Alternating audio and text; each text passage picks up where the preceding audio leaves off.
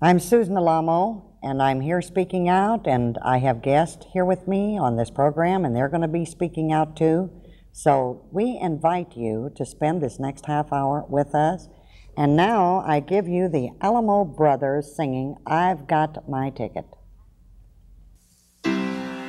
Oh, I've called upon the Lord, and I made my reservation. Well, I know the Lord set me a seat on that train. Well, I've got my ticket. I've got my ticket. I'm gonna ride. I'm gonna ride. Well, I've got my ticket. I've got my ticket. Well, one day I'm gonna ride. I'm gonna ride. Well, I've got my ticket. I've got Oh, yes, I have.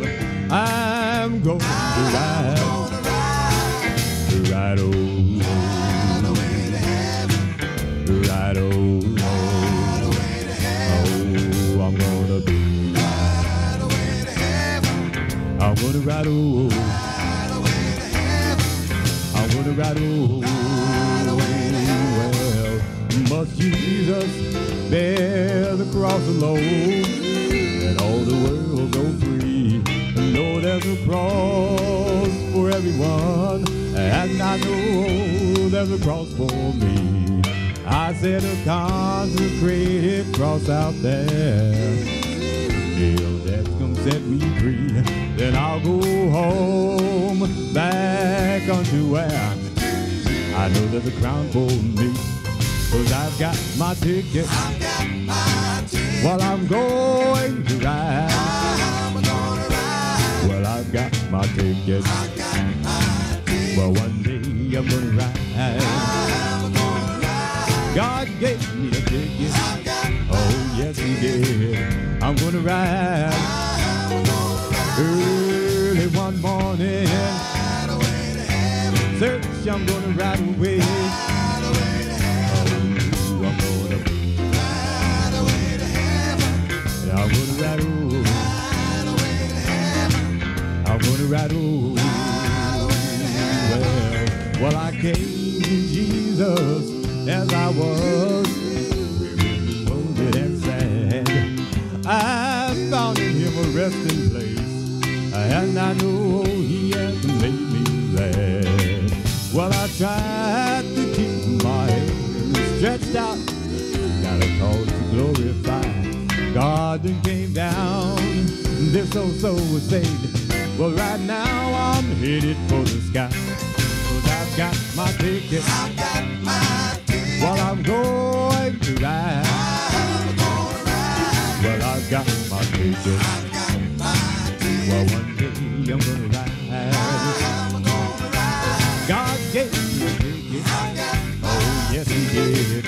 I'm gonna ride. I'm gonna ride. Early one morning, Ride away to heaven. search, I'm gonna ride away. Ride away to heaven. Oh, I'm gonna be.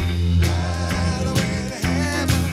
I'm gonna ride, oh, Ride away to heaven. I'm gonna ride, oh.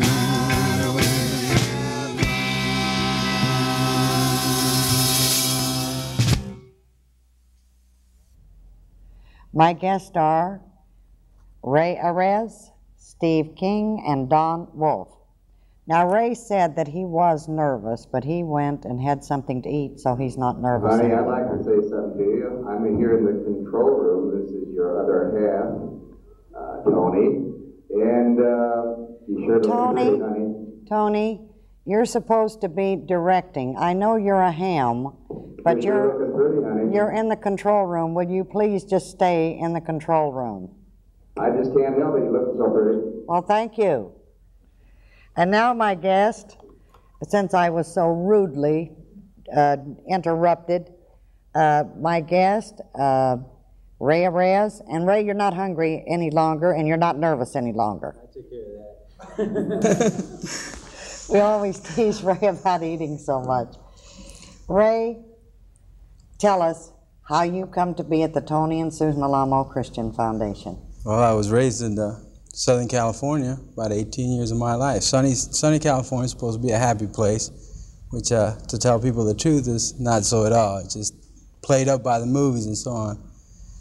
I lived in a family, you know, Mexican family, and my parents were separated at a very early age, and I grew up with 5 other kids in the same house. And that since I remember far back as 5 years old, I used to run the streets. That's all I knew, just run the streets and not respect for my parents, my family, my brothers, my sisters.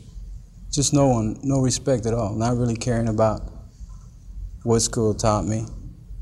All I lived was from day to day and to play.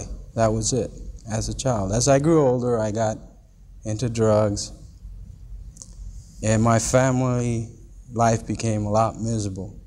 In high school, I got introduced to drugs, alcohol, and from one thing to another, I got into gangs and into fighting, and my life at home became worse. My parents eventually separated, and my mother came to me one day, and she brought it to me like it was something that was going to affect my life or something. She said, you know, your father and I separated. And I thought to myself, well, so what? Big deal. I mean, I could care less. I didn't care. And that was just my life. I didn't care. I had no ambition in life whatsoever. And the friends and the people I ran around with were into drugs also. They were biker groups, and at the time in the late 60s, it was like that. You know, just anybody you hung around with was into drug in one form or another. And I used to bring these people to my house.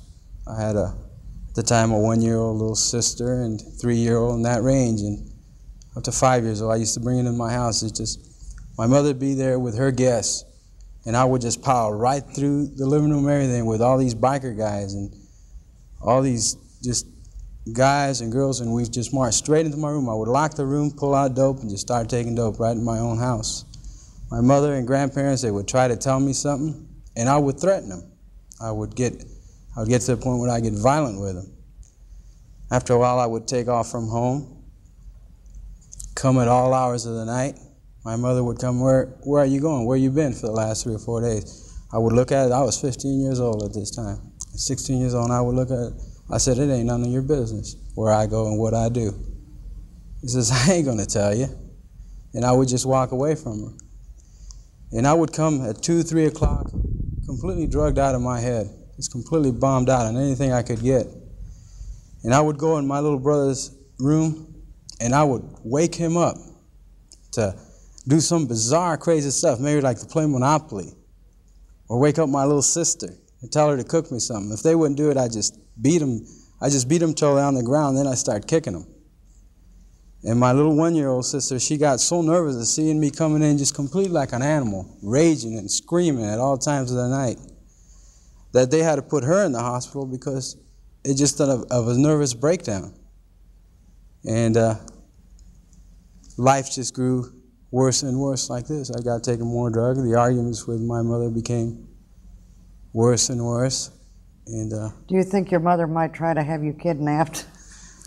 No, I don't think. I think she's quite happy I'm here. I think she's quite happy I'm here. And I don't think she would. That is, I believe you're one that she'll never have you kidnapped, right? By no means. Didn't you get, you got stabbed, you got all cut up one time in a gang? Yeah, that was my own doing. And what it was an argument with my folks. It was me and my mother again. I couldn't stand her. She used to bring men in the house and drink, and my little sister would be in the house, and I would see this, and it would infuriate me. Well, did your mother stab you? No. It was through this knife. I got this knife, and I was just getting fed up with the whole deal, everything.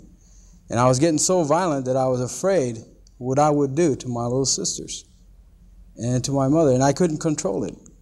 I would get busted in jail. I spent my almost from 15 years old to the 18 years in and out of reform schools, in jails and youth authority jails for 6 and a year at a time.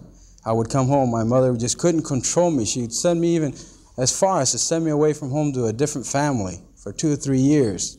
I would come back, And I would do the same thing, and she would throw me in another reform in another youth authority, and I'd be there for another year. I'd get out. The very next day, I'd go and take her car and crash it into something.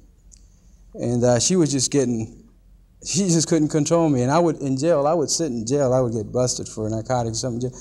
And I would try to cry out to God. I knew He was my only hope. Well, how did you come to the church? Through all these means, after I got stabbed. This is all new to me, too. This is the first time I ever heard all this. I don't talk And I very thought you were much. such a nice guy, Ray.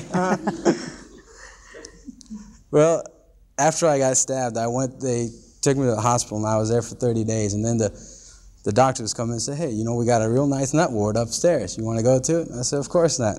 I don't want to go. I said, I know exactly what I did. I said, you don't need to take me up there and tell me this stuff. I know I stabbed him. I said, I don't know why I did it. I don't want to go up there. He said, well, why don't you come and look at it?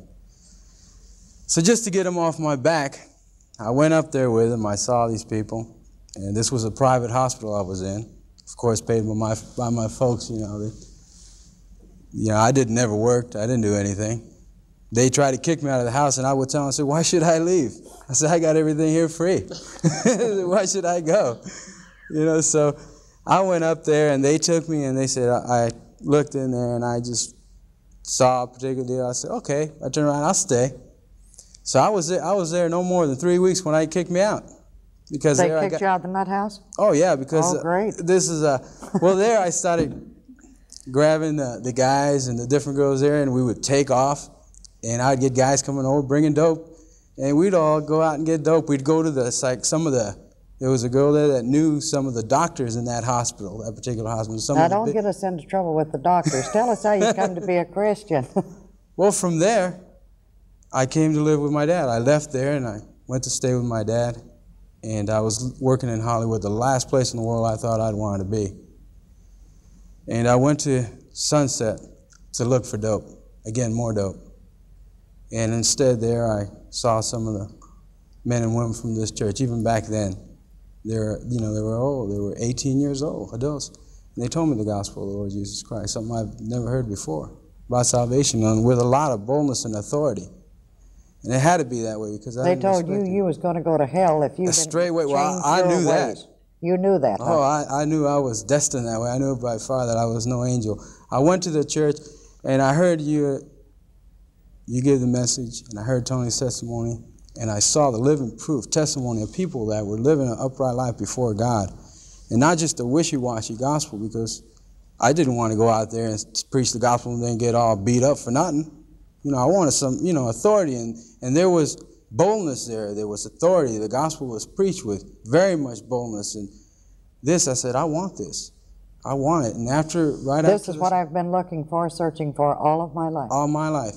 And I thought it'd be in the service. I tried to join the Marines, and I couldn't get in. Ray, how long have you been here? I've been here 12 years now. And you've never used drugs again since the Never even since thought the about night it. you gave your heart to Christ.